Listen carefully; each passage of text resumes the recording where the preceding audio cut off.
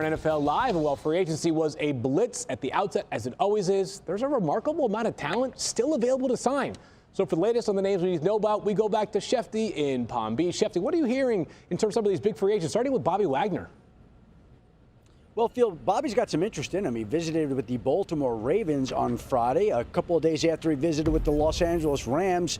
There are two teams right there that are interested. I think there are other teams as well that have reached out to him to gauge his interest in coming to play for them. I think he's waiting for the right opportunity, the right fit, the right offer, all those things together. But the Rams and the Ravens right now seem to be square in the mix for Bobby Wagner, the former Seahawks linebacker. As for the Chiefs safety, Tyrann Mathieu, he still is out there as a free agent. Remember, he left Houston to go to Kansas City, the same path that Justin Reed followed, going from Houston to Kansas City, displacing the Honey Badger, leaving him as a free agent. Doesn't sound like he's in a rush. He's waiting for the right opportunity, the right fit, like Bobby Wagner. And as you mentioned, Field, there are some notable free agents out there right now. Stephon Gilmore also out there. Odell Beckham Jr. also out there. So some quality free agents a few weeks after free agency began, and we'll see where they find homes soon enough. Shefty, great stuff, and I'm sure your Twitter will continue to be very active as those guys find their new homes. Let's talk to Shefty again a little bit later on in the show.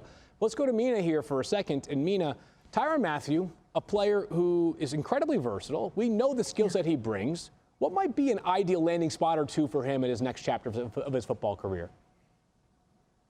Yeah, well, it kind of depends on what matters to him in terms of playing for a contender or maximizing his earnings. If it's a contender, he wants to play for a team that I have in mind is the Indianapolis Colts. Now, they already have a couple of solid safeties in Kari Willis and Julian Blackmon, who was injured for a lot of last season. But as you mentioned, Tyrann Mathieu is not a traditional safety. He is a chess piece. Not only will he allow them to play more dime, but he allows Gus Bradley, new defensive coordinator, to do more interesting things on defense, use him a variety of ways. So I'd love to see that fit. A rebuilding team that I think could use him, which is somewhat ironic because they sent away Justin Reed to Kansas City, would be the Houston Texans. This is a rebuilding organization, so Mathieu would, have to be not concerned with playing on a contender. But rebuilding teams need leaders. They need experienced veterans who can help the core, build that young core, and he would, in my mind, would be the perfect fit in that regard. Interesting stuff there. I like that idea. I hadn't really thought about a return to Houston for someone like Tyrann Mathieu. Indy's the interesting one for me. Okay. Because twofold. They've got the money still to give him a contract worthy. I think the question for me, Mina, would be, does he want to play in predominantly cover three?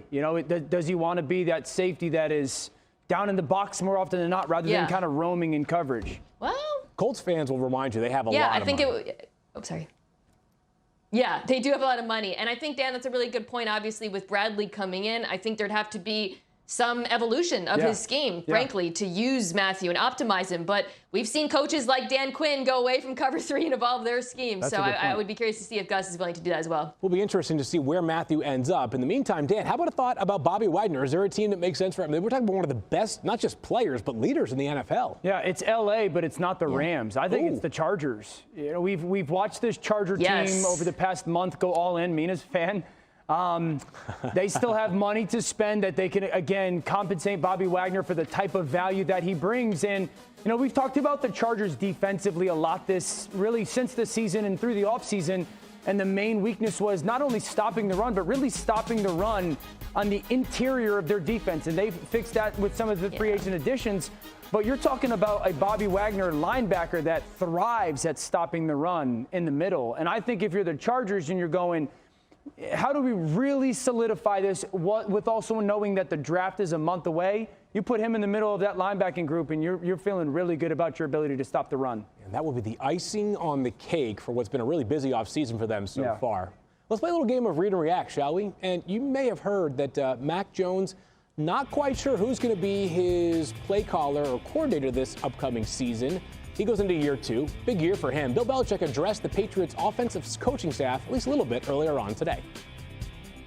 Yeah, I'm not big on titles, so we have jobs to do. We'll do the jobs. Obviously, that's important for all players to get coached well, and we plan on doing that. Everybody will have a defined role like they always do.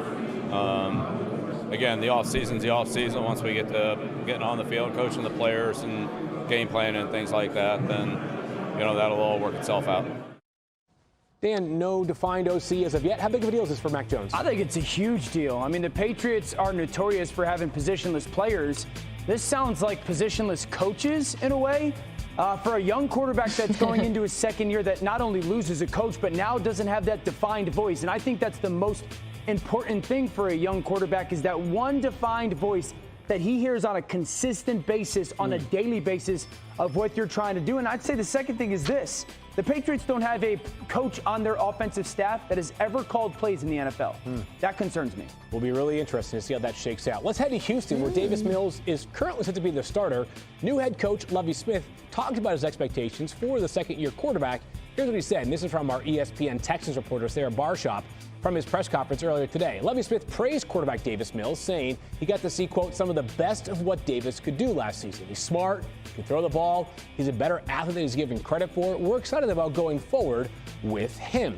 All right, so Mina, what do you make of Davis Mills? I think that Lovie's comments make a ton of sense in terms of having him be the starting quarterback this year. Davis Mills clearly outperformed expectations last season. We were talking about the Patriots. Watch the Patriots game. I still kind of can't believe that happened. But, you know, he's also, despite outperforming expectations, not obviously the answer. But to me, this gives them the opportunity to evaluate him as a bridge quarterback and then focus on rebuilding so that if he's not the starting quarterback next year, they have the draft capital in place to pursue someone else and a roster that's in better condition. And all of a sudden, Houston has a bunch of draft capital to work with. Andy Reid in Hawaiian shirts, but that's neither here nor there right now. Mina, let me ask you, you've had a couple of days to digest this Tyreek Hill trade. What do you make of it in terms of the Chiefs and their perspective in this deal? Yeah. I feel like I'm kind of dressed like Andy Reid today, by the way. And listening to him, his words, I think, do explain the Chiefs' reasoning or the rationale behind a deal that a lot of, or a trade, rather, that a lot of people found puzzling at the time, specifically the focus on cost. And once we saw what Miami gave Tyreek Hill, making him arguably the highest paid wide receiver in football, to me, this tells us a few things. The Chiefs, while understanding, obviously, the incredible value Hill brings to their team, how unique he is, obviously didn't believe he was worth that kind of contract with his age and his particular skill set as a wide receiver. I suspect they think it won't age particularly well. Another thing, this is a roster that has a lot of holes, especially on defense. And I think they saw an opportunity with the trade to address some of those holes, because if they gave Hill all of that money, this would be an even more top-heavy roster than it's been. And then the third thing, Field, is something that's kind of occurred to me over the last couple of days. Patrick Mahomes is 26 years old. Right. This is not an Aaron Rodgers, Tom Brady situation where you have to be all in now and maximize the roster in the present tense. Clearly, they're thinking long-term. They're trying to extend their Super Bowl window. Now, does it mean they might be slightly worse in the short term? It's entirely possible, but I can see why they made that bet. Yeah, I think you bring up a good point with the reality of the roster, Mina. And I think because of this trade, something to point out is they have 5 picks in the top 100 of this draft. They have 4 in the top 62. And if we look at some of the people on their team, you know, Tyreek Hill, Mecole Hardman, Kareem Hunt, who was a Kansas City Chief, who's now a Cleveland Brown, Travis Kelce, those guys were all drafted in the second round or later. This organization has a history of building really good rosters, not just on the backs of first-round picks, but second and third-round picks. Talked about this a little bit last week. I'd love to, like the philosophical change. I think that they became so dependent on the RPO. I think they're going more towards, rather than trying to get the perfect play call, getting better execution as an offense and not being so reliant on Patrick having to be perfect every play. And I think they're going to try to go run the ball a little bit more and play drop back quarterback. And if you ask me, like, what would be the one piece that I think they need offensively, it's a Jahan Dotson from Penn State, because I think they have some speed with Mecole Hardman and MVS at wide receiver. Juju has a bigger body. Yeah. I think Dotson would give them the route runner, the finesse type of receiver that if they're going to go to that offense, they probably need to implement into it. You know, every trade that takes place in the NFL is probably best judged after a couple of seasons. Sure. This feels like the poster child for such discussion, right? Because we're not going to know how good this Chiefs package is until we see some of these 100%. Picks on the field. So it'll be really interesting to see how Kansas City uses its new assets. Dan, you mentioned the draft capital. They're the only team in the NFL that has multiple picks in each of the